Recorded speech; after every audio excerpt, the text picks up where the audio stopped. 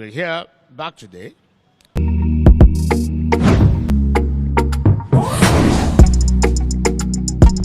My people, wonder shall never end. Supreme Court don surprise and shock everybody concerning their judgment over the lawsuit wey PDP file against Shettima. Guys, this one na the breaking news. You go surprise the reason why Supreme Court dismiss the lawsuit wey dey file against Shettima. Right now, lawyer don come out react concerning this issue.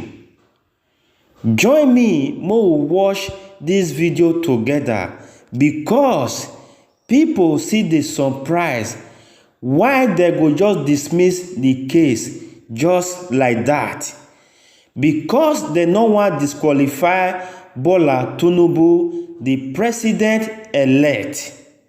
Right now, matter don dey go on for the ground. Make we put the video, make we watch am together. We were here on Wednesday. The court gave us Wednesday as a day to come for our ruling. And then we were given the same information that the court was attending a conference and that the ruling had been adjourned to today. So I take it that at the time they were adjourning to today, they already knew that they would be out of whatever conference they were going to have. So we're here back today, and they are giving us the same excuse of the court attending a conference. We don't think that that is a fair way to treat us. You see, this thing, everybody has rights. I think the impression that as litigants, as people who approach the court, we have no rights. We are absolutely at the mercy of the system. It's a very wrong one. Respect begets respect. You have to respect me as a litigant, then I will respect you as the judex. So if the court, what we see is that we have not been fairly treated. I have been in Abuja for how long now? Nobody has asked me about my hotel bills. I practice from Lagos. If he wasn't going to sit, he should have told me. He should have told me on Wednesday, I'll be back in my chambers in Lagos now. But he asked me to come back today, only to get the same excuse. I don't think it's fair. I don't think it's fair. And as far as I'm concerned, we are, by the grace of God, going to do something about it. In the sense that I think we need to sue. We need to bring it before the court so that it will be examined. What we have lost, the rights that we sought is to restrain this swearing in. So by the court not sitting, we've lost a great deal. That's right. So who is going to pay for that? If you came and gave a ruling that we don't have a right, it will be understandable. Now you're seemingly staying away from the court. Makes me understand that we have a right, but for one reason or the other, you cannot find the courage to declare that right. So you are now trying to use absence from the court as a means of depriving me of that right. So I'm going to sue, you're going to pay. You will pay for it. You pay for it. You are going to tell me why you left the court. And we will fight it to Supreme Court. And maybe we will establish as a precedent that Nigerians ought not to be treated in this fashion. That's right. With all due respect to the learned Judex, for whom I have the greatest respect. But like I said, this ruling, it will not take 2 minutes. That's right. It will not take 2 minutes to deliver the ruling and then get back to any conference that, he's attending. So what I want to say, I have said it, I have written to all the security agencies, I have written to major embassies, I've written to the American embassy, I've written to the British embassy, I've written to the French embassy, German embassy, and I've warned that you cannot make the mistake of installing an unconstitutional president in Nigeria. That's right. It will have been better that you resolve this question that we brought before the court. We are not saying that the question must be resolved in our favor. We brought the question here to be resolved. We have a right to have the question resolved. Like I always say, hearing belongs to me, decision belongs to the court. You understand?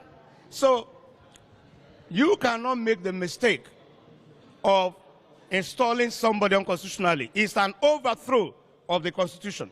That person, now if you read section 1, subsection 2 of the Constitution, it says, no person or group of persons shall be permitted to take control of the federal government or any part of it, take control of federation or any part of it, except in accordance with the Constitution. That section invests every Nigerian with authority to resist whoever is sworn in, That's right. Yes. contrary to the Constitution. That's right. Every Nigerian, Yes. in every station of life, Yes. wherever he is, That's right. that is an order from the Constitution to that person to resist whoever is sworn in unconstitutionally. So it must be that those who want to do this swearing in have conspired against democracy That's right. and want to overthrow it. Yes. The Constitution says, section 14, subsection 2A, that sovereignty belongs to the people of Nigeria. That's right. And they give consent to those who govern through the Constitution. So where you do not observe the Constitution, it means that you do not have the consent of the people to rule. The people have a right to say, we are not going to recognize you or acknowledge you. What is coming to Nigeria is what these people, they are behaving like children, as far as I'm concerned. Animals. They are behaving like children. We all saw Shonek on here. Somebody went with a decree or word of mouth, made somebody president and commander-in-chief. A court, it took just one declaration from a court, and it was gone. It's the same thing that we are, the same thing that we are getting into. Any court in Nigeria is invested with the authority to interpret the Constitution and can say that the person who calls himself president was not duly elected and therefore cannot answer that title and cannot give any instructions that should be obeyed. And that would be the beginning of crisis. We have warned against this. I don't know what is making them behave, think that it's a joke. I don't know how you will take 200 million Nigerians as a joke. You know, it's not going to happen. The Constitution says you go and have a second election, but you feel too big. Like I was explaining to someone, it's the same in discipline. Where you have red light, say stop. That's right. You feel too big because you are driving your Jeep, you don't stop. It's the same thing. It is the discipline in us that we have carried over to this exercise. The Constitution says you've not made it. You've not made 25% in Abuja. Nobody has told me that I'm wrong. There is no constitution. There is no court. I came to this court for the court to tell me that I'm wrong. That's right. Rather than telling me I'm wrong, the court, stays away from court. Mutes. The court cannot even look me in the eye. So nobody has told me I'm wrong. Nobody has the courage to tell me I'm wrong. Because I am right. So the Constitution says you should go for a second election. It's a simple, very simple thing. Even if that second election does not produce a winner, you go for a third one. That's right. you feel too big to comply with the Constitution, because all your life has been a life of indiscipline. Area wetin dey happen, wetin dey sup? How una reason this matter? Una see the reason why e go hard before this country go grow. May you leave wetin you get to talk concerning the Supreme Court, why they go just dismiss the case. Because they want make Tinubu sit down for that seat, and Tinubu dey work underground work just to settle everybody wey dey authority wey suppose fit bring them down, not to sit down for that throne. But may you leave your opinion concerning this case. Na here we for draw the matter. Thank you as you join us to watch this video.